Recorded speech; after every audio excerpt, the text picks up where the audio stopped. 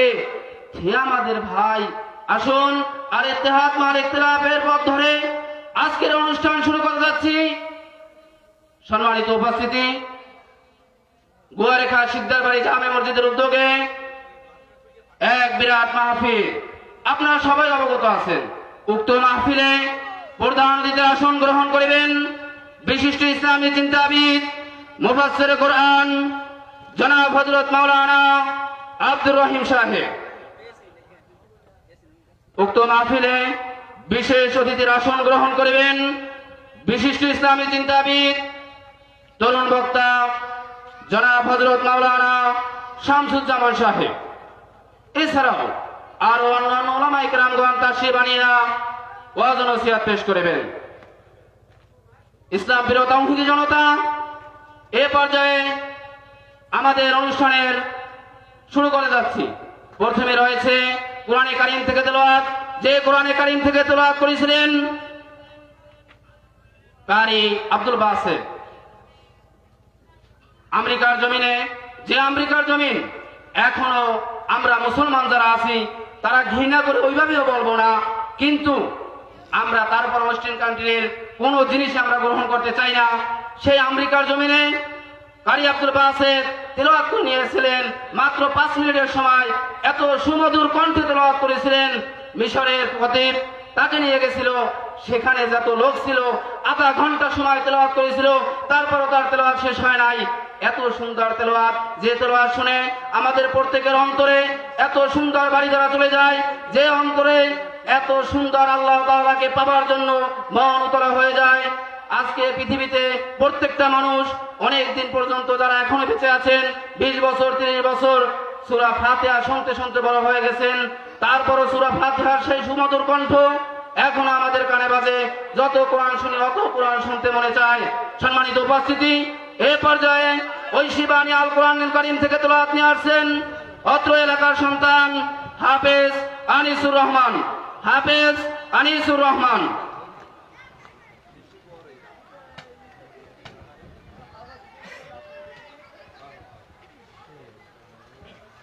السلام عليكم ورحمة الله وبركاته.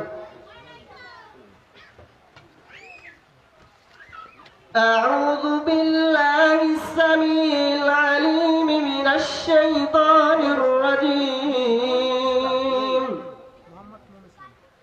أعوذ بالله السميع العليم من الشيطان الرجيم. أعوذ بالله السميع العليم من الشيطان الرجيم. بسم الله الرحمن الرحيم. هو الله الذي لا إله إلا هو عالم الغيب والشهادة هو الرحمن الرحيم. هو الله الذي لا إله إلا هو الملك القدوس السلام المؤمن المهيمن العزيز الجبار المتكبر سبحان الله عما يشركون.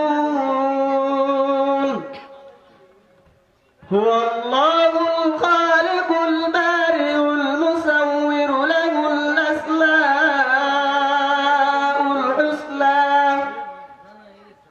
يسبح له ما في السماوات والأرض وهو العزيز الحكيم. صدق الله العظيم. السلام عليكم ورحمة الله.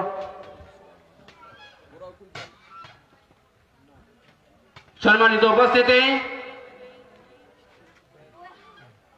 এ পর্যায়ে রাসূল করিম সাল্লাল্লাহু আলাইহি ওয়াসাল্লামের শানে নাত রাসূল পরিবেশন করবেন, যে রাসূল সাল্লাল্লাহু আলাইহি ওয়াসাল্লামকে সৃষ্টি না করা হলে আসমান ও জমিন আল্লাহ তাআলা কোনো কিছু সৃষ্টি করতেন না। সেই রসুলের শানে আমরা প্রত্যেকেই মনের দরদ থেকে এখনো নাতে রাসূল সাল্লাল্লাহু আলাইহি ওয়াসাল্লাম পরিবেশন করে মনের তৃপ্তি নেই। এখনো আমাদের আকাঙ্ক্ষা রয়েছে যে রসুলের রওজার সামনে বসে যদি একবার সালাম দিতে পারতাম, যে রসুলের রওজার পাশে যদি একবার যেতে পারতাম। আল্লাহ রসুল সাল্লাল্লাহু আলাইহি ওয়াসাল্লাম বলেছেন, কোন উম্মত আমার শানে যদি একবার দুরূদ শরীফ পাঠ করে, সেই উম্মত আমি ওই রওজা পাকে বসে তার ওই দুরূদ শরীফ শুনতে পাই। সম্মানিত উপস্থিতি, এখনো যারা দোকান বা আশেপাশে রাস্তাঘাটে রয়েছেন, আমাদের অনুষ্ঠান শুরু হয়ে গেছে, আপনারা ইতিমধ্যে অবগত আছেন। তো এখানে ওখানে ঘুরিয়া না ফিরিয়া আমাদের অনুষ্ঠানে চলে আসুন। সম্মানিত উপস্থিতি, এই পর্যায়ে রাসূল কারীম সাল্লাল্লাহু আলাইহি ওয়াসাল্লামের শানে নাত রাসূল পরিবেশন করবেন অত্র এলাকার সন্তান মোহাম্মদ মুন ইসলাম।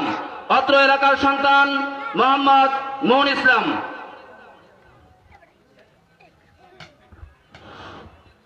আসসালামু আলাইকুম ওয়া রাহমাতুল্লাহি ওয়া বারাকাতুহু। নামাজ কে বলো না কাজ আছে, কাজ কে বলো আমার নামাজ আছে। নামাজ কে বলো না কাজ আছে, কাজ কে বলো আমার নামাজ আছে। নামাজ বিহীন পারে কি জবাব দিবে তুমি প্রভুর কাছে। নামাজকে বলো না কাজ আছে, কাজকে বলো আমার নামাজ আছে। ফজর কাটে ঘুমের ঘরে, জোহর কাজে কাজে, আসর কাটে খেলায় ধুলায়, মাগরিব মাঝে মাঝে। ফজর কাটে ঘুমের ঘরে, জোহর কাজে কাজে, আসর কাটে খেলায় ধুলায়, মাগরিব মাঝে মাঝে। এশার সময় হয়ে এলে থাকো মিছে দুনিয়ার পিছে। নামাজকে বলো না কাজ আছে, কাজকে বলো আমার নামাজ আছে। নামাজ বিহীন পারে কি জবাব দিবে তুমি প্রভুর কাছে। প্রভুর হুকুম মানো রে ভাই, থাকো তুমি যেথায়। সময় গেলে পাবে না ফিরে, মরণ তোমায় লইবে ঘিরে। প্রভুর হুকুম মানো রে ভাই, থাকো তুমি যেথায়।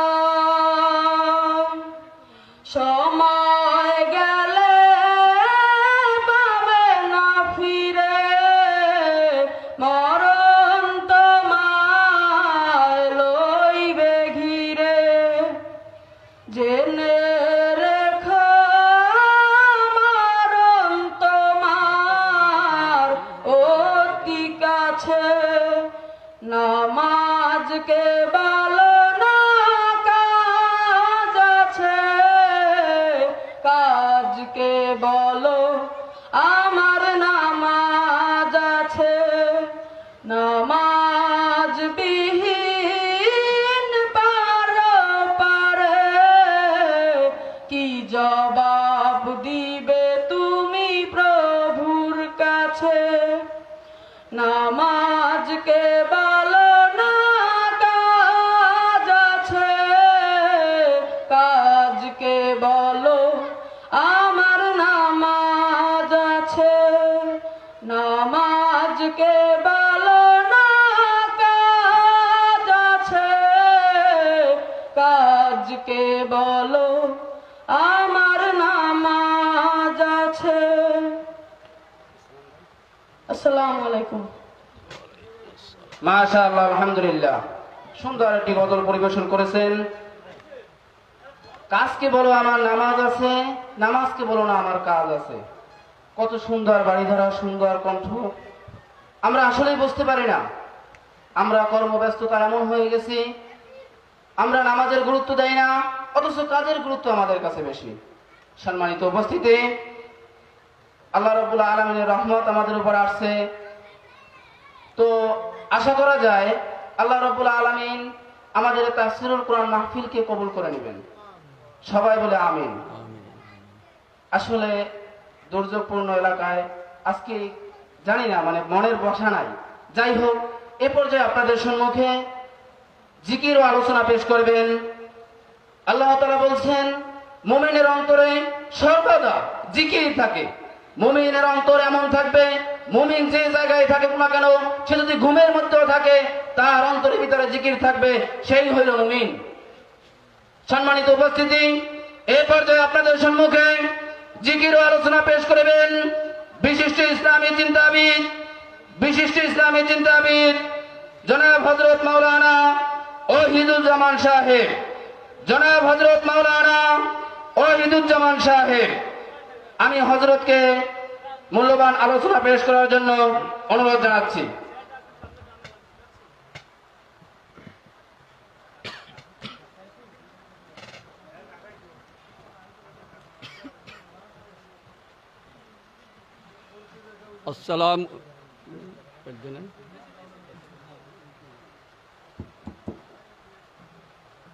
আসসালামু আলাইকুম রহমতুল্লাহি ওয়া বারাকাতুহু। আপনারা তো দাঁড়িয়ে আছেন, সামনে বসলে ভালো হয়। মজলিসের আদব রক্ষা করা এটা শ্রোতাদের বিশেষ দায়িত্ব। বসার অনেক ভালো ব্যবস্থা আছে, কাজে দাঁড়িয়ে থাকে এটা কোনো লাভ হবে না। তখন মজলিসকে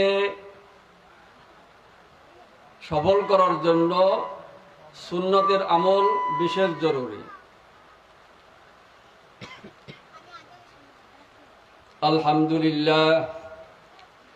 আলহামদুলিল্লাহ নাহমাদুহু ওয়া নাস্তাঈনুহু ওয়া নাস্তাগফিরুহু ওয়া নু'মিনু বিহি ওয়া নাতাওয়াক্কালু আলাইহি ওয়া নাউযু বিল্লাহি মিন শুরুরি আনফুসিনা ওয়া মিন সাইয়্যাতি আ'মালিনা।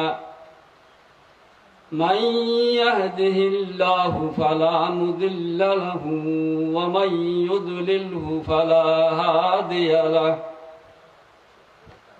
ونشهد أن لا إله إلا الله وحده لا شريك له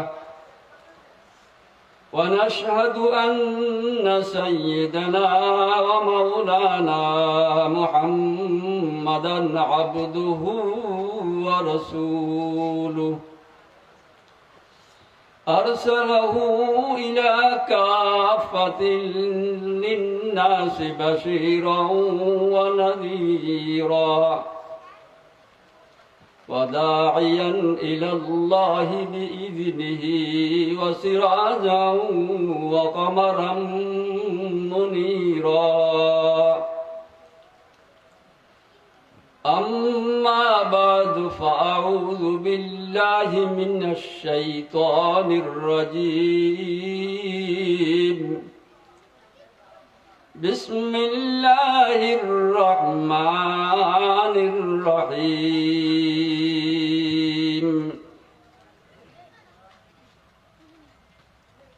يا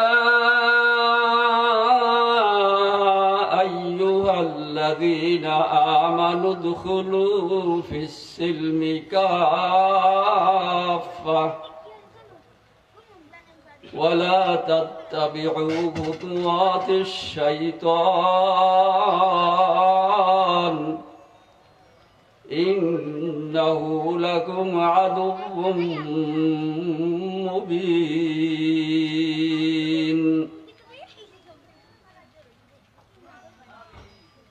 وقال تعالى قل إن كنتم تحبون الله فاتبعوني يحببكم الله ويغفر لكم ذنوبكم والله غفور رحيم.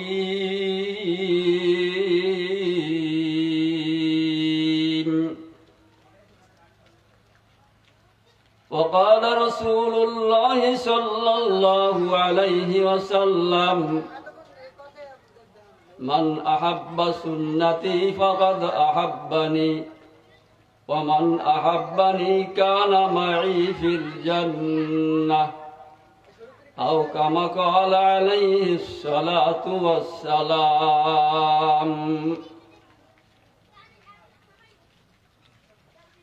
আমরা সবাই একটু জিকির করি লা ইলাহা ইল্লাল্লাহ লা ইলাহা ইল্লাল্লাহ।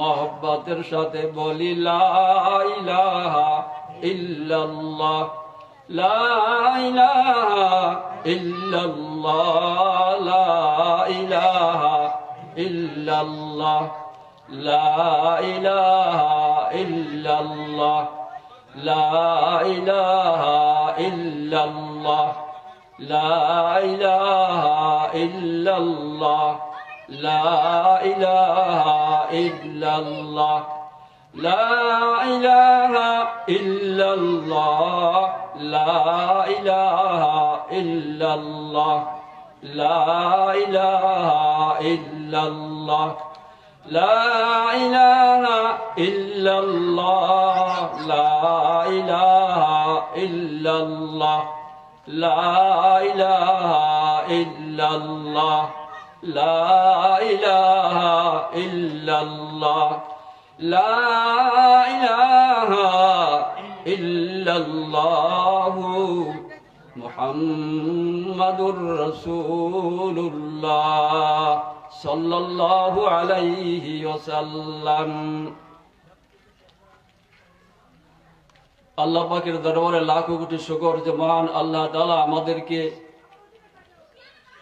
আজকে শিকদার বাড়ি জামে মসজিদের সামনে ওয়াজ মাহফিলে জান্নাতের বাগানে আল্লাহ তাআলা আমাদেরকে বসার তৌফিক দান করেছেন। এজন্য আমরা সবাই দিল থেকে শুকরিয়া আদায় করি আলহামদুলিল্লাহ। একটু জোরে বলি আলহামদুলিল্লাহ। আল্লাহ তাআলা যদি আমাদেরকে ভালোবাসতেন না বাসতেন মহব্বত না করতেন তাহলে আমাদেরকে এই দিনই মজলিসে আসার তৌফিক দান করতেন না, করতেন নাকি? কাজেই আমরা যারা আসতে পারছি যে শুকরিয়া আদায় করি আল্লাহর দরবারে। মুহতারাম হাজিরিন, মাগরিবের নামাজের পর বহুত বড় মোবারক সময়। মাগরিবের নামাজের পরে এই সময়টা অত্যন্ত আল্লাহর কাছে দামি সময়, মোবারক সময়। কাজে আমরা যারা এদিক সেদিকে এখনো ঘোরাফেরা করতেছি, আমি সকলের কাছে অনুরোধ করব মেহেরবানি করে আমরা প্যান্ডেলের সামনে এসে মজলিসে বসার চেষ্টা করি। আল্লাহ তাআলা আমাদেরকে সফলতা দান করবেন। আর যদি আমরা বেফিকির হই এদিক সেদিক ঘোরাফেরা করি তাহলে মজলিসকে অবমাননা করা হবে। আমি পবিত্র কোরআনুল কারিমা থেকে একটা আয়াত তেলাওয়াত করেছি। কোরআনুল কারীম হলো সমস্ত মানব জাতির জন্য হেদায়েত। আল্লাহ তাআলা কোরআন নাযিল করছেন আমাদের রাসূল মুহাম্মদুর রাসূলুল্লাহ সাল্লাল্লাহু আলাইহি সাল্লামের উপরে, শুধু মুসলমানের জন্য নয়। শুধু মুসলমানের জন্য নাকি?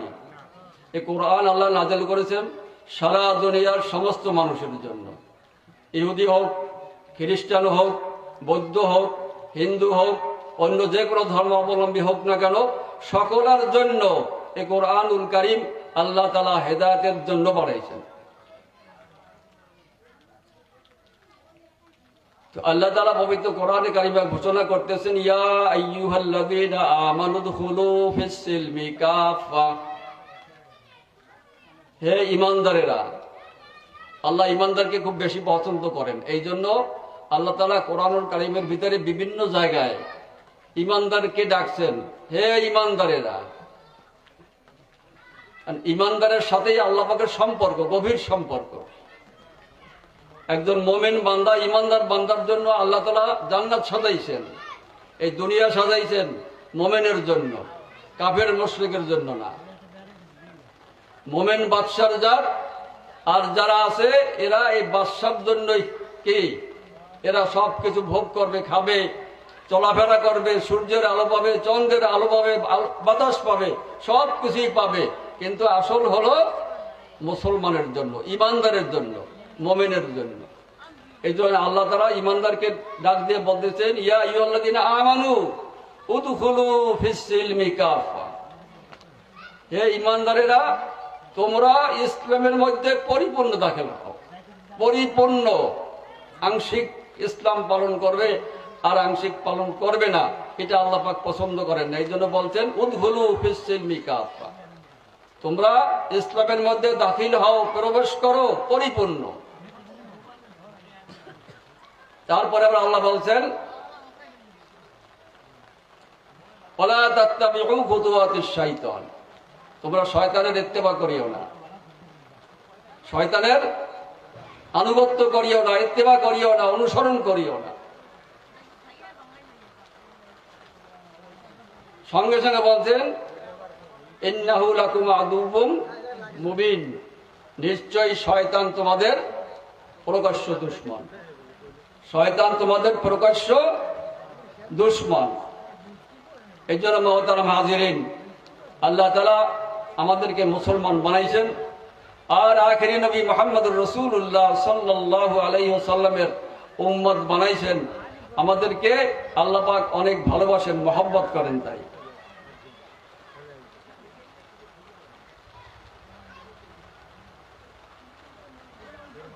আমি এরপরে আর একটা আয়াত তেলাওয়াত করেছি, বিসমিল্লাহির রহমানির রহিম, কুল ইন কুনতুম তুহিব্বুনাল্লাহ ফাত্তাবিউনি ইউহিব্বুকুমুল্লাহ ওয়া ইয়াগফির লাকুম যুনুবাকুম ওয়াল্লাহু খায়রুর রাহিমিন। আল্লাহ তাআলা আমাদের হাবিব মুহাম্মদুর রাসূলুল্লাহ সাল্লাল্লাহু আলাইহি ওয়াসাল্লামকে বলতেছেন, হে নবী, আপনি আপনার উম্মতদেরকে বলিয়ে দেন, কুল ইন কুনতুম তুহিব্বুনাল্লাহ, তোমরা যদি আল্লাহকে ভালোবাসতে চাও তাহলে আমি নবীকে অনুসরণ করো। তুহিব্বুনাল্লাহ ফাত্তাবিউনি, আমি নবীকে অনুসরণ করো। যদি আমাকে অনুসরণ করো তাহলে আল্লাহ বলেন, আল্লাহু গফুরুর রহিম, আল্লাহ তাআলা তোমাদেরকে মাফ করিয়ে দেবেন।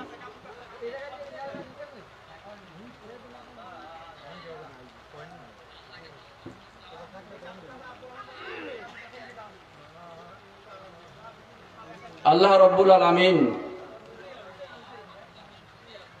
আমাদেরকে দুনিয়ার ভিতরে শ্রেষ্ঠ মানব, আশরাফুল মাখলুকাত হিসেবে দুনিয়া প্রেরণ করেছেন। মহান আল্লাহ তাআলা এই দুনিয়াকে সাজাইছেন আমাদের জন্য। এই দুনিয়ার যা কিছু সাজাইছেন সব কাদের জন্য? আমাদের জন্য।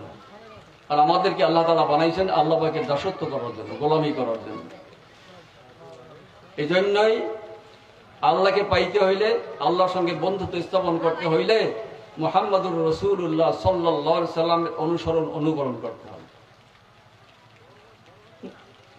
রসুলের আনুগত্য না করলে আল্লাহ তাআলা আমাদের কোনো আমল গ্রহণ করবেন না, না নামাজ, না রোজা, না হজ, না যাকাত। নামাজ যদি আমি রসুলের তরিকায় না পড়ি, এই নামাজ আল্লাহর দরবারে গ্রহণযোগ্য হবে না।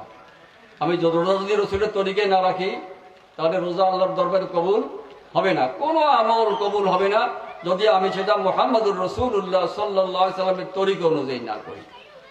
এই জন্যই আল্লাহ তাআলা নবীকে বলছেন যে আপনি আপনার উম্মতদেরকে আমার বান্দাকে বলিয়ে দেন, তারা যদি আমি আল্লাহকে পাইতে চায়, মহব্বত করতে চায়, তাহলে তারা যেন আপনার আনুগত্য করে, আপনার আনুগত্য করে। আর যদি আনুগত্য করে আমি তাদেরকে মাফ করিয়ে দেব।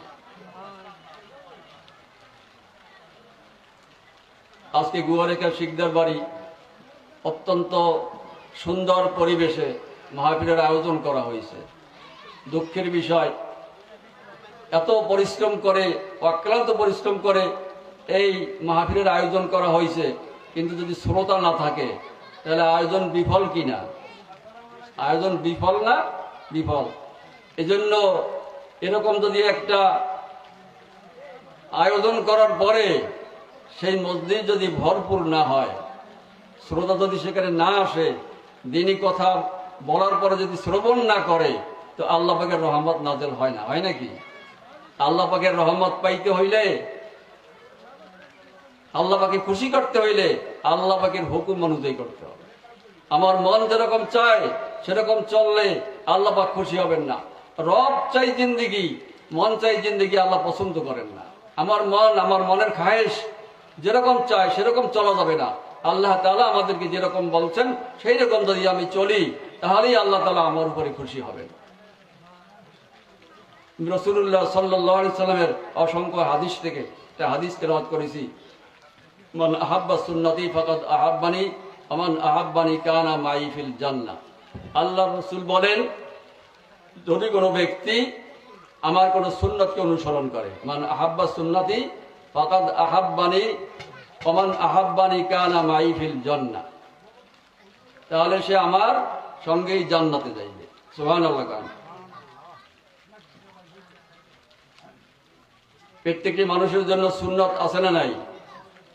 আমাদের বিশ্বনবী মুহাম্মদুর রাসূলুল্লাহ সাল্লাল্লাহু আলাইহি ওয়াসাল্লামকে আল্লাহ তাআলা যে আদর্শ দিয়ে দিনে পাঠাইছেন, আল্লাহ রসুলের জিন্দেগি জীবনের ভিতরে এমন কোনো কাজ নাই যে কাজ আল্লাহ রসুল নিজে করি আমাদেরকে দেখাই দেন নাই। এমন কোনো কাজ নাই। সমস্ত কাজ আল্লাহ রসুল নিজে আগে করেছেন, তারপর আমাদেরকে করার জন্য আদেশ করেছেন। এজন্য আল্লাহ তাআলা আমাদের নবীকে উত্তম আখলাক চরিত্র দিনে পাঠাইছেন। লাকাদ কানা লাকুম ফি রাসূলিল্লাহি উসওয়াতুন হাসানাহ। উত্তম চরিত্রের অধিকারী ছিলেন আমাদের রসুল। কিন্তু আমরা সুখ, শান্তি, সফলতা, কামিয়াবি যেদিকে চাই, যে জিনিসের ভিতরে চাই, সেই জিনিসের ভিতরে আল্লাহ তাআলা রাখেন নাই। আল্লাহ তাআলা দুনিয়া এবং আখিরাতের সমস্ত সফলতা, কামিয়াবি, নিরাপত্তা আল্লাহ তাআলা রাখছেন পরিপূর্ণ দিন মানার ভিতরে। এই জন্য আল্লাহ তাআলা বলছেন, উদখুলু ফিস সিলমি কাফা, তোমরা ইসলামের মধ্যে পরিপূর্ণ দাখিল হও। কিন্তু আমরা মুসলমান দাবি করি, আল্লাহ তাআলার বান্দাও দাবি করি, রসুলের উম্মতও দাবি করি, কিন্তু সুন্নতের আমল করতে রাজি না। সুন্নত ছাড়া হেদায়েতের রাস্তা খোলা হয় না। যার ভিতরে সুন্নত নাই তার জন্য হেদায়েত নাই, যার ভিতরে সুন্নতের আমল আছে তার জন্য হেদায়েতের রাস্তা খোলা আছে। আল্লাহ তাআলা বলেন, আল্লাযীনা জাহাদু ফীনা লানাহদিয়ান্নাহুম সুবুলানা ওয়া ইন্নাল্লাহা লামাআল মুহসিনিন। যদি কোনো বান্দা আমার সঙ্গে সম্পর্ক করতে চায়, মহব্বত করতে চায়, আর সে যদি কষ্ট মুজাহাদা করে, তো আমি তার জন্য জান্নাতের অনেক রাস্তা খুলিয়ে দেব, অনেক রাস্তা। সুবহানাল্লাহ। সুবহানাল্লাহ কবে কেনা? ফেরেশতারা তো কইতে আছে, কইছে আছে না? ফেরেশতারা সুবহানাল্লাহ বলে কি বলে না? আলহামদুলিল্লাহ বলে কি বলে না? আল্লাহু আকবার বলে। কিন্তু আমাদের জবানে না আছে সুবহানাল্লাহ, না আছে আলহামদুলিল্লাহ, না আছে আল্লাহু আকবার।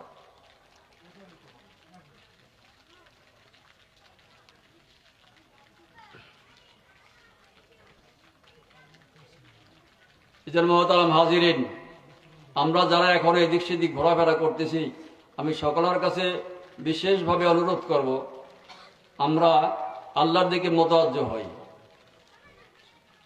আসমান জমিন সব কিছু মালিককে আল্লাহ তাআলা, সব মখলুক আল্লাহ খালেক। আল্লাহ সব কিছু বানাইছেন, এই জন্য আল্লাহ খালেক। আর আমরা যা কিছু দেখি আমরা হলো সব কি? মখলুক।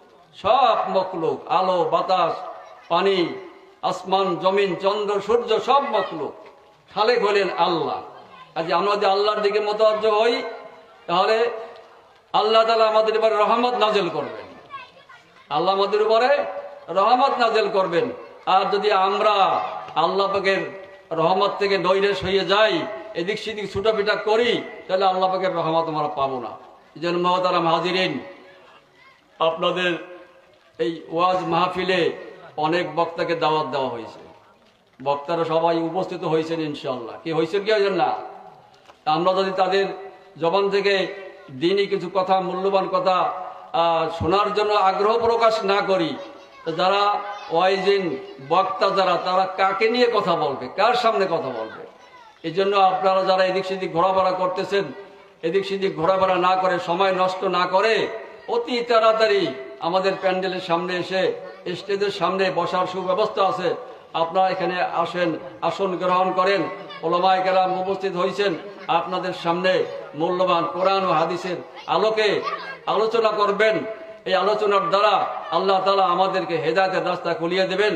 জাহান্নামের আগুন থেকে আমরা বাঁচতে পারবো, জান্নাতের অধিবাসী হইয়া, আল্লাহ পাকের বন্ধু হইয়া দুনিয়া থেকে মৃত্যুবরণ করতে পারবো।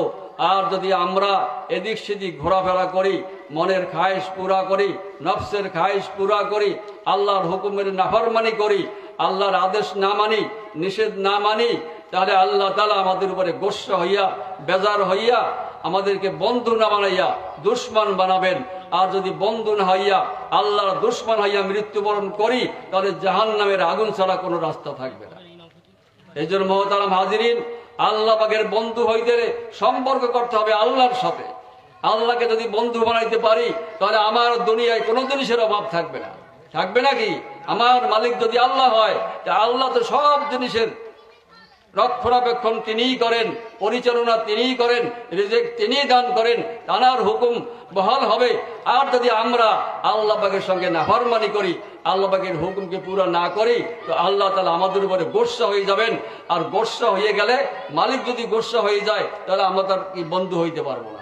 এই জন্য মহতারাম হাজিরিন, আল্লাহ তাআলা আমাদেরকে আজকের ওয়াজ নসিহতের মাহফিল থেকে হেদায়েতের বাণী শুনে আমরা হেদায়েত প্রাপ্ত হইয়া যার যার বাড়ি যাব, আখেরি মোনাজাত করিয়া ইনশাআল্লাহ। এখনই ওলামায়ে কেরাম যারা আসছেন, দাওয়াতি মেহমান, আপনাদের সামনে মূল্যবান কোরআন ও হাদিসের মূল্যবান কথাবার্তা বলবেন। আমরা সেই নসিহত শুনবো। আল্লাহ তাআলা আমাদেরকে আমল করার তৌফিক দান করেন। ওমা তৌফিক ইল্লা বিল্লাহ।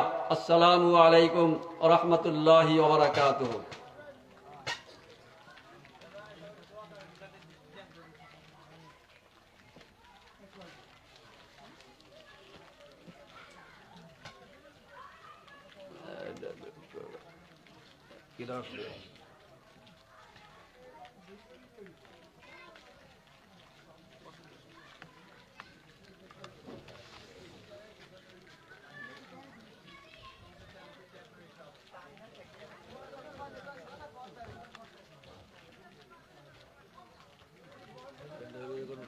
সম্মানিত উপস্থিতি, এতক্ষণ ধরে আমরা কোরআন কারীম থেকে সুন্দর আলোচনা শুনেছিলাম। আলোচনা পেশ করেছিলেন বিশিষ্ট ইসলামী চিন্তাবিদ, মুফাসসির কোরআন জনাব হযরত মাওলানা ওয়াহিদুজ্জামান সাহেব। সম্মানিত উপস্থিতি, এই পর্যায়ে আপনারা যারা এখানে ওখানে ঘুরিয়া ফিরতেছেন, আসুন আমাদের মাহফিল প্যান্ডেলে এসে উপস্থিত হন এবং এখান থেকে জান্নাতকে কামাই করে আপনি ঘরে ফিরে যান এবং সে অনুযায়ী আমল করেন। জান্নাতে আল্লাহ তাআলা আপনাকে জান্নাতবাসী করে দেবেন। আসুন আমাদের মাহফিল প্যান্ডেলে এসে উপস্থিত হন। সম্মানিত উপস্থিতি, আমাদের মাহফিলের কার্যক্রম আস্তে আস্তে ধারাবাহিকতায় চলতেছে। এই পর্যায়ে আপনাদের সম্মুখে কোরআন কারীম থেকে আলোচনা পেশ করবেন বিশিষ্ট ইসলামী চিন্তাবিদ মুফাসসির কোরআন জনাব হযরত মাওলানা সাব্বির রহমান সাহেব, ইমাম ও খতিব বাগেরহাট জামে মসজিদ। আমি হুজুরকে আলোচনা পেশ করার জন্য বিনীত অনুরোধ জানাচ্ছি। আসসালামু আলাইকুম ওয়া রাহমাতুল্লাহি ওয়া বারাকাতুহু। إن الحمد لله نحمده ونستعينه ونستغفره ونعوذ بالله من شرور أنفسنا ومن سيئات أعمالنا من يهد الله فلا مضل له ومن يضلل فلا هادي له ونشهد أن لا إله إلا الله وحده لا شريك له ونشهد أن سيدنا ومولانا محمدا عبده ورسوله الذي أرسله بالحق بشيرا ونذيرا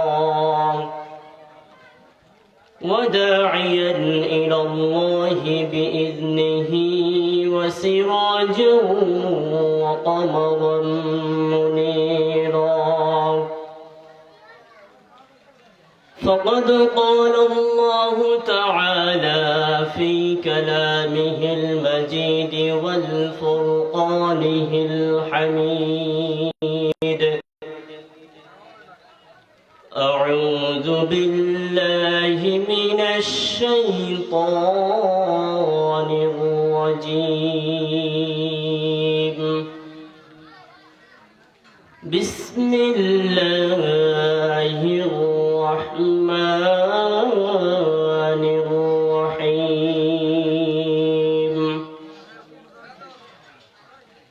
إنما يريد الشيطان أن يوقي بينكم العداوة والبغضاء في الخمر والميسر ويصدكم عن ذكر الله وعن الصلاة فهل أنتم منتهون وقال تعالى في شان حبيبه آمرا ومخبرا إن الله وملائكته يصلون على النبي يا أيها الذين آمنوا صلوا عليه وسلموا تسليما شباب درود شوي اللهم صل على محمد وعلى آل محمد كما صليت على إبراهيم وعلى آل إبراهيم إنك حميد مجيد اللهم بارك على محمد وعلى آل محمد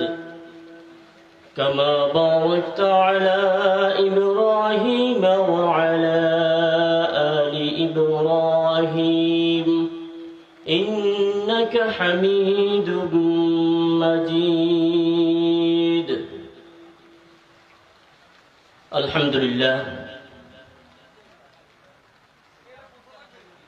গুয়ারেখা বড় শিকদার বাড়ি জামে মসজিদ ও আম্বিয়া বারেক মানব কল্যাণ ফাউন্ডেশন কর্তৃক আয়োজিত আজকের এই মাহফিলে প্রধান অতিথি হিসেবে উপস্থিত থাকবেন বিশিষ্ট আলেমে দ্বীন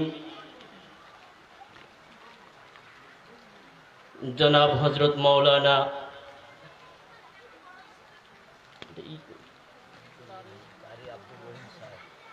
কারি আব্দুর রহিম সাহেব, বিশেষ অতিথি, আমন্ত্রিত মেহমানবৃন্দ, উপস্থিত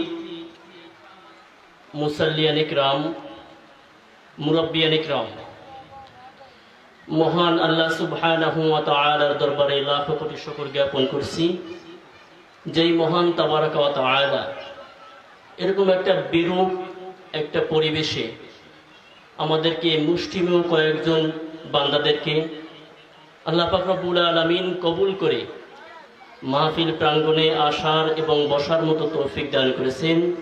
সকলেই সেই মহান তাবারাকা ওয়া তাআলার দরবারে তার এই শেখানো বাক্যে কালিমাতুশ শুকর সকলেই আদায় করে নিছি, সকলেই পড়ে নিছি আলহামদুলিল্লাহ। নাম ঘোষণার সময় বলা হয়েছিল বিশিষ্ট ইসলামী চিন্তাবিদ, শুনে আমি একটু মিজিমিজি করে হাসতেছিলাম। যাই হোক, আমি কি এটা আমি নিজেই ভালো করে জানি, আর যে জানেন তিনি হচ্ছেন আমার আল্লাহ।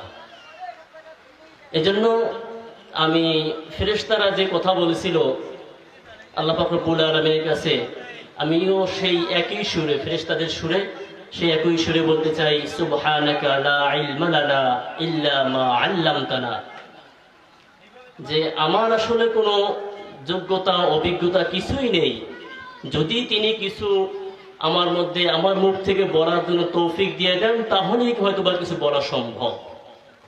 সুতরাং আমি আমার নিজেকে আল্লাহ পাক রব্বুল আলামিনের কাছে সুপর্দ করে দিলাম। পাশাপাশি আমি কোনো বক্তাও নই এবং বড় কোনো আলেমও নই। এজন্য আমার কথার মধ্যে সুর, ছন্দ, তাল এগুলো আপনারা খুঁজে পাবেন না। তবে একটা কবিতা পড়েছিলাম যে বহুকাল সিনু, মানে ইসের সাথে, ফুলের সাথে থাকার কারণে কাদাও গন্ধযুক্ত হয়। মূলত দীর্ঘদিন যাবৎ কিছু ফুলের সাথে থাকার সৌভাগ্যে কিছুটা হলেও নিজের মধ্যে সেই যে একটা সুবাস তার কিছুটা নিজের ভিতরে এসেছে, যার কারণে এখানে হয়তোবা এসে বসার মতো এতটুকু মানে সাহস নিজের ভিতরে তৈরি হয়েছে। তবে আমার এই সাহসের মেইন যে কেন্দ্রবিন্দু যেটাকে বলা যেতে পারে মাইল ফলক বা জীবনের প্রথম যেটাকে হাতে খড়ি বলা যায়, সেটা এই গুয়ারেখা রব্বানিয়া দাখিল মাদ্রাসা। এখান থেকেই মূলত মানুষের সম্মুখে কথা বলার যতটুকু স্পৃহা, যতটুকু অভিজ্ঞতা, এখান থেকেই মূলত হাতে খড়ি হয়েছিল। এরপর হয়তো আল্লাহ পাক রব্বুল আলামিনের দোয়ায় আল্লাহ পাক রব্বুল আলামিন কবুল করেছেন, যতটুকু কবুল করেছেন ততটুকু আজ আমি আপনাদের সম্মুখে। এজন্য আমি সর্বপ্রথমেই আমার নিজের অপারগতার কথা স্বীকার করেই আপনাদের সম্মুখে আমি কথা বলতে চাচ্ছি। এজন্য যদি ভুল ভ্রান্তি কিছু হয়ে থাকে অবশ্যই ক্ষমা সুন্দর দৃষ্টিতে দেখার চেষ্টা করবেন। পাশাপাশি আমার জন্য দোয়া করবেন। দোয়া চাওয়ার উদ্দেশ্য মূলত এখানে আসা। তাছাড়া আজকের আলোচনা মূলত বিষয়টা হচ্ছে, একটা কথা আছে, বাংলা একটা কথা আছে, উৎসরে তোর বিয়ে হবে। হঠাৎ করে কোনো কথা বলা হলে বাংলাতে বলা হয় উৎসরে তোর বিয়ে হবে, এখনই যে কোনো একটা কথা। মূলত আলোচনার জন্য সেরকম কোনো মানসিক প্রস্তুতিও আমার ছিল না। যাই হোক, আমি প্রথমেই একটি কুরআনুল কারীমে সূরা মায়েদা থেকে, সূরা মায়েদার 91 নং আয়াত আমি তেলাওয়াত করেছি। এই আয়াতের আলোচনায় আমি আসব, তবে তার পূর্বে আমার নিজেকে নিয়ে আমি কিছু কথা বললাম এবং আপনাদেরকে নিয়ে আমি কিছু কথা আপনাদের কাছ থেকে আমি জানতে চাইব, আপনাদের মনের আত্মোপলব্ধিটা কি। মাহফিল সচরাচর আমাদের দেশে একটা সিজন মাহফিল এখন যেটা চলছে, একটা মাহফিলের সিজন চলছে। তো এখানে যারা উপস্থিত আছেন এবং যারা এই মাহফিলের ইন্তজাম করেছেন তাদের উদ্দেশ্যগুলো আমি একটু জানতে চাই। তাদের উদ্দেশ্য, দুটো উদ্দেশ্য হতে পারে। নম্বর 1, সেটি হচ্ছে যেহেতু বর্তমানে মাহফিলের একটি সিজন চলতেছে, সুতরাং সিজনটাকে রক্ষা করতে হবে। আমার বাড়ির সুনামের একটা বিষয় রয়েছে, বাড়ির একটা মান মর্যাদা রয়েছে। বছরের একটা মাহফিল যদি না দেয় কেমন দেখা যায়, এরকম একটা চিন্তা ভাবনা অনেকের ভিতর থেকে থাকে। সেই জায়গা থেকে বাড়ির মান সম্মান রক্ষার্থে অবশ্যই যেহেতু মাহফিল দিতে হবে, তাই মাহফিল দিছি, সাথে কিছু সওয়াবও হইল এবং সাথে তো যে ভোজনের আয়োজন করা হয়েছে সেটাও হয়ে গেল। এই হচ্ছে একটা উদ্দেশ্য। আর একটা উদ্দেশ্য হচ্ছে যে না, এখানে কোরআন হাদিসের কথা হবে, সেই কোরআন হাদিসের কথার মাধ্যমে আমি আমার নিজেকে, আমার সমাজকে, আমার পরিবারকে এবং আমার আশপাশ যা আছে সকলকেই আমি শুধরানোর চেষ্টা করব। এখান থেকে কোরআন সুন্নাহর বাণী নিয়ে আমার নিজের জীবনকে গর্ব, আমার পরিবারকে গর্ব, আমার দেশকে গর্ব, এরকম চিন্তা ভাবনা এবং আল্লাহ পাক রব্বুল আলামিনকে রাজি খুশি করার উদ্দেশ্য, আমি একমাত্র আল্লাহ পাক রব্বুল আলামিনকে রাজি খুশি করার উদ্দেশ্যে এবং আমার নিজেকে সংশোধনের জন্যই আমরা এই মাহফিলের ইন্তজাম করেছি। এটা হচ্ছে আর একটা উদ্দেশ্য। যদি প্রথম উদ্দেশ্যে আপনারা করে থাকেন তাহলে আপনাদের জন্য আমার কোনো কথা নেই, আপনাদের জন্য আমার কোনো কথা নেই। যদিও আমি ছোট মানুষ, এলেম কম, বক্তৃতা দেওয়ার যোগ্যতা এবং কথা বলার যোগ্যতাও অনেক কম, কিন্তু তারপরেও যেহেতু এখানে বসেছি, যদি আপনাদের উদ্দেশ্যটা প্রথম পর্যায়ে যে উদ্দেশ্য সেই উদ্দেশ্য হয় তাহলে আপনাদের সামনে, আপনাদের জন্য আমার কোনো কথা নেই। যদি দ্বিতীয় পর্যায়ের হয়ে থাকে, যা নিজেকে আমাকে একটু পরিবর্তন করতে হবে, পরিবর্তনের দিকে নিয়ে যেতে হবে, প্রতি বছরই তো মাহফিল হয়, তাহলে মাহফিল থেকে আমি কতটুকু নিতে পেরেছি, এই মাহফিল দেওয়ার কারণে আমি কতটুকু নিতে পেরেছি, যদি সেই নেওয়ার কোনো চিন্তা ভাবনা থেকে থাকে তাহলে তাদের উদ্দেশ্যে কিছু অল্প কিছু কথা বলি আমি আমার বক্তব্য শেষ করবো ইনশাল্লাহ। তবে একটি বিষয়, মাহফিলের আয়োজন করা হয়েছে, এখনো যারা বিভিন্ন জায়গায় দোকানপাটে বসে আছেন, বাড়িতে বসে আছেন, বিভিন্ন জায়গায় বেহুদা সময় নষ্ট করতেছেন, আপনার এই সময়টারও হিসাব দিতে হবে আল্লাহ পাক রব্বুল আলামিনের কাছে। আল্লাহ পাক রব্বুল আলামিনের কাছে এই সময়টারও হিসাব দিতে হবে। আল্লাহ পাক রব্বুল আলামিন পুঙ্খানুপুঙ্খভাবে আল্লাহ পাক রব্বুল আলামিন এই সময়েরও হিসাব নেবেন। সুতরাং আপনি যে কাজটা বেহুদা সময়ের মধ্যে কাটাচ্ছেন, আপনি আল্লাহ পাক রব্বুল আলামিনের কাছে কি জবাব দিবেন আপনি নিজেই ঠিক করে নেন।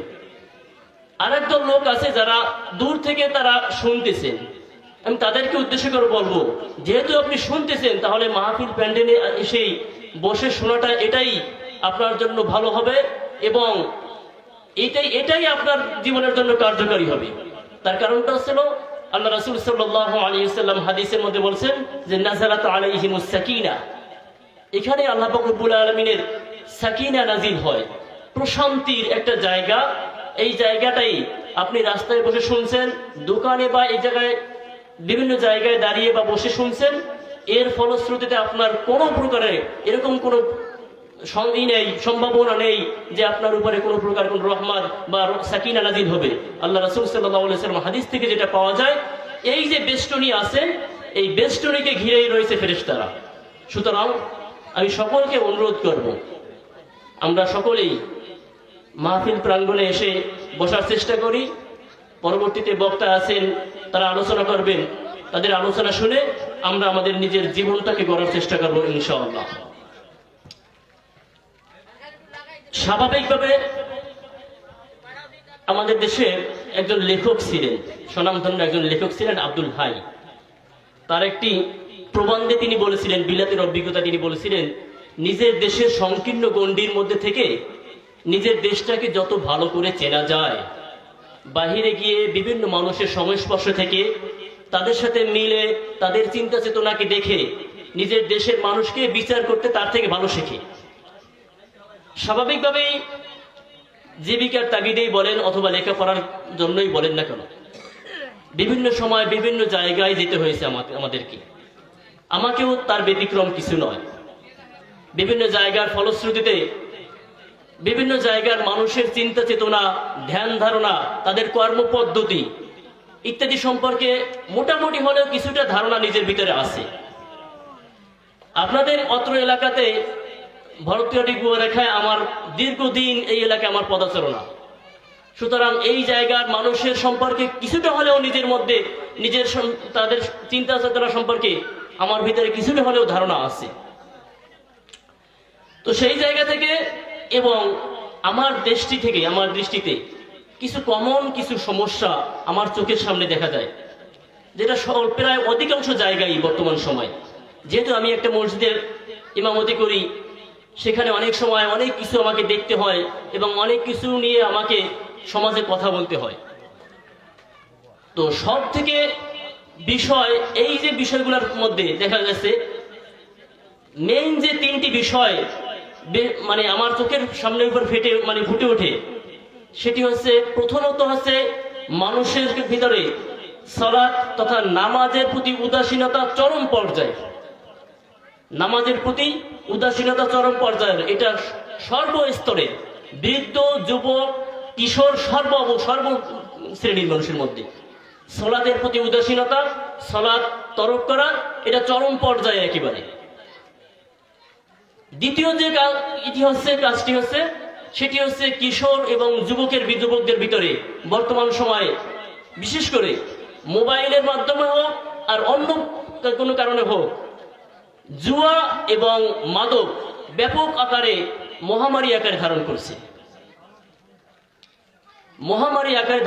আমরা যারা বিভিন্ন সংবাদপত্রের বিভিন্ন খাতা মানে বিভিন্ন পত্রপত্রিকা আমরা দেখি যে বর্তমান সময় মাদক একটা মহামারী আকারে ধারণ করেছে। পাশাপাশি মোবাইল গেম, জুয়া। আমি মাঝে মধ্যে অবাক হই, জুয়ার ব্যাপারে আমার অনেক মুসল্লিরা আছে যারা জুয়ার মাধ্যমে টাকা ইনকাম করে আর সেই টাকা দিয়ে কত সুন্দর সুন্দর ভোজন করে, অথচ ওই টাকাটা যে হারাম তার ভিতরে সেরকম কোনো চিন্তা ভাবনা, কোনো উপলব্ধি নেই। এটা হচ্ছে একটা সমস্যা। আর একটা সমস্যা, কিছু লোক আছে যারা ধার্মিক, সালাত আদায় করে, সিয়াম পালন করে, বেশ ধার্মিক, এদেরকে আবার অন্য আর একটা রোগে ধরছে, আর সেই রোগটি হচ্ছে গীবাত, পরনিন্দা, এই ধরনের চিন্তা ভাবনা, এই ধরনের কাজ তাদের ভিতরে একেবারে ওতপ্রোতভাবে জড়িত।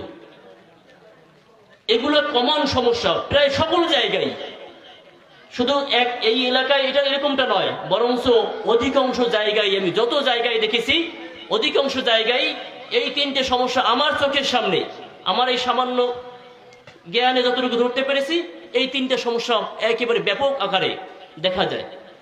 মানুষ উপলব্ধি করে না বিষয়টা। কিন্তু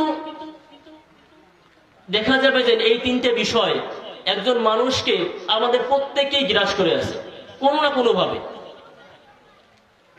যদি কোনো ব্যক্তি সালাত আদায় না করে, যদি কেউ সে সালাত আদায় করে, তাহলে দেখা যাবে যে সে বিভিন্ন প্রকারের অপকর্ম, যেটাকে সে পাপই মনে করে না, গীবাত, পরনিন্দা ইত্যাদির ভিতরে সেও মত্ত আছে, যেটাকে সে পাপ মনে করে না।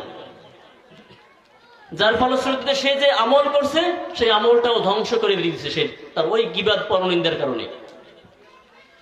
আমি প্রথমেই যে আয়াতটি আমি তেলাওয়াত করেছি, আল্লাহ পাক রব্বুল আলামিন বলেন, ইন্নামা ইউরিদুশ শাইতানু আন ইউকিয়া বাইনাকুমুল আদাওয়াতা ওয়াল বাগদাআ ফিল খামর।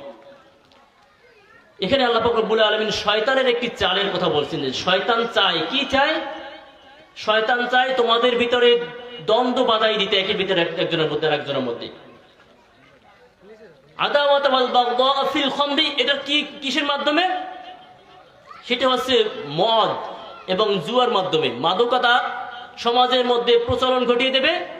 সমাজের মধ্যে প্রচলন যখন ঘটে যাবে, তখন একজন আর একজনের সাথে শত্রুতা করবে, একজন আর একজনকে হিংসা করবে, বিদ্বেষ করবে।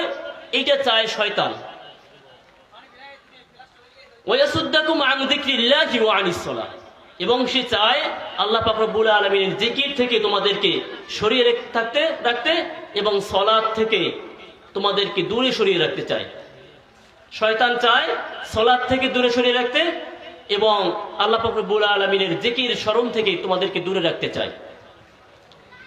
একজন মুসলমানকে যখন সালাত নিয়ে, নামাজ নিয়ে যখন ওয়াজ নসিহত করতে হয়, তখন আসলে এটা মানে খুবই দুর্ভাগ্যের বিষয়। তার কারণটা হচ্ছে, একজন কৃষককে যদি তাকে বলা হয় প্রতিদিন সকালে উঠে, যাও তুমি কৃষি কাজ করতে যাও। একজন রাজমিস্ত্রিকে যদি বলা হয় যে যাও তুমি তোমার যে রাজের যে কাজ আছে সেই কাজ তুমি তো ভুলে গেছো, তুমি তো এই কাজ করো, তুমি তো রাজমিস্ত্রি, তুমি তো বিল্ডিং তৈরি করো, তুমি তো ভুলে গেছো, যাও সেই কাজটা করতে যাও। এরকমটা তো তাকে বলা লাগে না। কৃষককে তো কখনোই বলা লাগে না যে আজকে সকালবেলা ভোর হয়ে গেছে, এখন তোমার জমি চাষ করতে হবে, যাও তুমি লাঙ্গল নিয়ে তুমি চাষ করতে যাও। এটা তাকে কখনোই বলা লাগে না। কিন্তু তারপরে একজন মুসলিমকে কেন বলা লাগে সালাতের ব্যাপারে? এজন্যই আমার কাছে খুবই আফসোসের লাগে। অথচ আল্লাহ রাসূল সাল্লাল্লাহু আলাইহি সাল্লাম বলেছেন যে একজন মুমিন এবং কাফেরের মধ্যে পার্থক্য আছে তারকুস সালাত, সালাত তরক করা। সালাত তরক করা আল্লাহ পাক রব্বুল আলামিন কিয়ামতের দিবসে যখন জিজ্ঞাসা করবেন মানুষদেরকে, যখন জিজ্ঞাসা করা হবে তাদেরকে যে তোমরা এই যে জাহান্নামে তোমরা আসছো কেন, তখন তাদের উত্তর হবে আমরা সালাত আদায় করতাম না এবং এতিমদেরকে খাবার দিতাম না। সুতরাং সালাত আদায় না করার কারণে জাহান্নামে যেতে হবে, এটা স্পষ্ট। সালাত আদায় না করার কারণে আপনার ঈমান থাকে না, এটাও স্পষ্ট। সুতরাং মুসলমানিত্ব যদি রাখতে হয় তাহলে অবশ্যই তাকে সালাত আদায় করতেই হবে।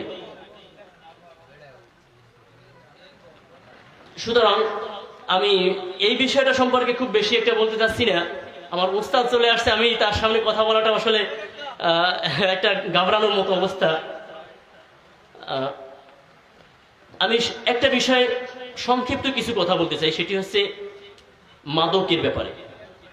আমি কয়েকদিন আগে আমি মসজিদের জুমার একটা বিষয়, এই বিষয়টা নিয়ে কথা বলছিলাম যে বর্তমান সময়ে আমি একটা রিপোর্ট দেখে আজকে উঠলাম, একটা রিপোর্ট যেটা 2018 সালে করা হয়েছিল। বাংলাদেশে মাদকাসক্ত মানুষের সংখ্যা প্রায় 35 লাখের মতো 2018 সালে। সেই রিপোর্টটা এরকম আবার একটা রিপোর্ট করা হয় হলো 2023 সালে, সেখানে মাদকাসক্ত লোকের সংখ্যা প্রায় 90 লক্ষের উপরে। চিন্তা ভাবনা করে দেখেন, প্রায় 3 গুণ, মাত্র কয়েক বছরের ব্যবধানে 3 গুণ পরিবর্তন হয়ে গেছে। আর এই মাদক এমন ভাবে সমাজের মধ্যে ছয়লাভ হয়ে গেছে যেটা আমরা অনেক সময় উপলব্ধি করতে পারি না। আমাদের চোখের সামনে মাঝে মধ্যে ফুটে ওঠে চিত্র।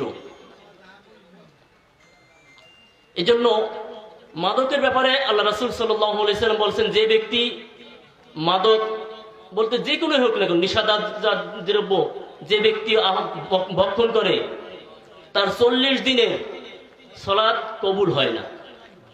নাউজুবিল্লাহ, তার 40 দিনের সালাত কবুল হয় না। আল্লাহ রাসূল সাল্লাল্লাহু আলাইহি ওয়াসাল্লাম বলেছেন, নেশা সমগ্র যে পাপ, সেই পাপের মা বলা হয়েছে নেশাকে। এর কারণটা কেমন? বনী ইসরায়েলের একটি ঘটনা আছে, হাদিসের মধ্যে আসছে, রাসূল করিম সাল্লাল্লাহু আলাইহি ওয়াসাল্লাম বলতেছেন, বনী ইসরায়েলের এক বুজুর্গকে তৎকালীন সেই সময়কার এক বাদশাহ, জালেম বাদশাহ, সে আটক করলো। আটক করার পরে তার কাছে অপশন রাখলো, 4টি অপশন রাখলো যে তুমি এই 4টি অপশনের যে কোনো একটা অপশন তোমাকে বেছে নিতে হবে, না তা না হলে তোমাকে হত্যা করা হবে। সেই 4টি অপশন কি? একটি অপশন হচ্ছে মাদক, তোমাকে সরা মদ পান করতে হবে। দ্বিতীয়টি হচ্ছে নতুবা তোমাকে একজন মানুষকে, নিরপরাধ একজন মানুষকে তোমাকে হত্যা করতে হবে, তা না হলে তোমাকে শূকরের গোশত ভক্ষণ করতে হবে। তাকে যে 4টা বিষয় দেওয়া হয়েছিল, সেই 4টা বিষয় সম্পর্কে 4টা বিষয়ের মধ্যে সে দেখলো যে একেবারে সহজ যেটা সে কম ক্ষতি মনে করেছিল, সেটি হচ্ছে মাদক, মদ, শরাব পান করার ব্যাপারে। সে যখন শরাব পান করলো, শরাব পান করে সে 4টা অপরাধী সে করে ফেলল। নাউজুবিল্লাহ। সুতরাং মদ, জুয়া এগুলো যে কতটা ভয়াবহ, এটা আমরা সমাজের যারা বিভিন্ন সময় বিভিন্ন বিষয় যখন আমরা পেপার পত্রিকা দেখি, তাহলে আমরা দেখতে পাবো এর ভয়াবহতা আমাদের ভিতরে কতটা ভয়ঙ্কর রূপে ধারণ করেছে, কতটা ভয়ঙ্কর রূপ ধারণ করেছে। আমাদের যুব সমাজ থেকে শুরু করে কিশোরদেরকে মাদকের ভিতরে আচ্ছন্ন রেখা রাখা হয়েছে। এজন্য এই বিষয় থেকে আল্লাহ রাসূল সাল্লাল্লাহু আলাইহি ওয়াসাল্লাম ব্যাপক হাদিস রয়েছে। আল্লাহ রাসূল সাল্লাল্লাহু আলাইহি ওয়াসাল্লাম বলেছেন, 10 ব্যক্তির উপরে, এই মাদকের সাথে যারা সংশ্লিষ্ট 10 ব্যক্তির উপরে আল্লাহ পাক রব্বুল আলামিন লানত। আল্লাহ রাসূল সাল্লাল্লাহু আলাইহি ওয়াসাল্লাম নিজেই লানত দেন যারা মাদক গ্রহণ করে, নাউজুবিল্লাহ। আর যে ব্যক্তিকে আল্লাহ রাসূল সাল্লাল্লাহু আলাইহি ওয়াসাল্লাম লানত দেন, সেই ব্যক্তি যদি যে সমাজে থাকুক না কেন, সেই সমাজ কোনোদিন টিকতে পারবে না। রাসূল করিম সাল্লাল্লাহু আলাইহি ওয়াসাল্লামের অন্য হাদিস থেকে বলা হয়েছে যে যখন সমাজে কোনো বিপদ আপদ নেমে আসে, সমাজে যে অপরাধী যারা থাকে এবং যারা অপরাধ করে না, উভয়ের উপরই আসে। তার কারণটা হচ্ছে ওই একদল আছে যারা এই ধরনের মাদকাসক্ত থাকে, বিভিন্ন প্রকার অপকর্মের সাথে জড়িত থাকে, তাদেরকে যদি আমরা যদি যারা মাদকাসক্ত নয় তারা যদি তাদের ব্যাপারে যদি কোনো প্রকারে কোনো ভূমিকা না নেন, তাহলে আল্লাহ পাক রব্বুল আলামিনের গজব আসবে, সবার উপরেই আসবে, কেউ রেহাই পাবে না। আল্লাহ রাসূল সাল্লাল্লাহু আলাইহি ওয়াসাল্লাম বলেছেন, কুল্লুকুম রাঈন আলা কুল্লুকুম রাঈন, যে তোমরা প্রত্যেকেই দায়িত্বশীল। ওয়াকুল্লুকুম মাসউলুন আন রাইয়াতিহি, যে প্রত্যেকেই তার দায়িত্বের সাথে থাকা, প্রত্যেকেই তাদের সম্পর্কে জিজ্ঞাসা করা হবে ইমামকে, তার দায়িত্বে নিয়োজিত যে ব্যক্তি ছিল, রাষ্ট্রপ্রধান যিনি, রাষ্ট্রের কি অবস্থা ছিল, জিজ্ঞাসা করা হবে নেতাকে, যে তোমার যে নেতা কর্মী যারা ছিল তাদের সম্পর্কে জিজ্ঞাসা করা হবে পরিবারের প্রধান যিনি, তাকে জিজ্ঞাসা করা হবে তুমি তোমার পরিবারের মধ্যে কতটুকু ন্যায় ইনসাফ কাজ করেছো। এরকম ভাবে প্রত্যেকেই প্রশ্ন করা হবে, প্রত্যেকেই তার অধীনস্থ ব্যক্তি সম্পর্কে জিজ্ঞেস করা হবে। সুতরাং আমরা যারা মনে করতেছি, যারা সমাজ বিনির্মাণে যারা কাজ করি, সমাজে যারা নেতৃত্ব দেই, আমরা যদি সমাজের এই বিষয়টা, বিশেষ করে মাদকের ব্যাপারটা যদি আমরা কঠোর হস্তে যদি আমরা ভূমিকা গ্রহণ না করি, তাহলে আল্লাহ পাক রব্বুল আলামিনের এই যে হিসাব থেকে আমরা রেহাই পাবো না।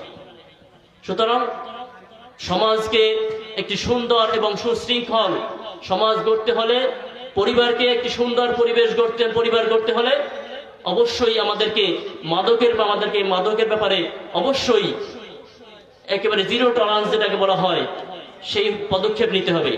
আল্লাহ পাক রব্বুল আলামিন আমাদেরকে সকলকে তৌফিক দান করুক। যে বিষয়গুলো বললাম সময় সংক্ষেপ, এজন্য আসলে গোছানো কথাগুলোই অগোছালো ভাবে বলতে হচ্ছে। আল্লাহ পাক রব্বুল আলামিন আমাদেরকে সকলকেই, আমাকে সহ সকলকেই এদ অনুযায়ী শিক্ষা গ্রহণ করে আমল করার মতো তৌফিক দান করুক। সকলে বলে আমিন। ওয়া আখিরু দাওয়ানা আলহামদুলিল্লাহি রাব্বিল আলামিন। আমার জন্য দোয়া চাই, আমি শেষ করছি। আসসালামু আলাইকুম ওয়া রাহমাতুল্লাহ।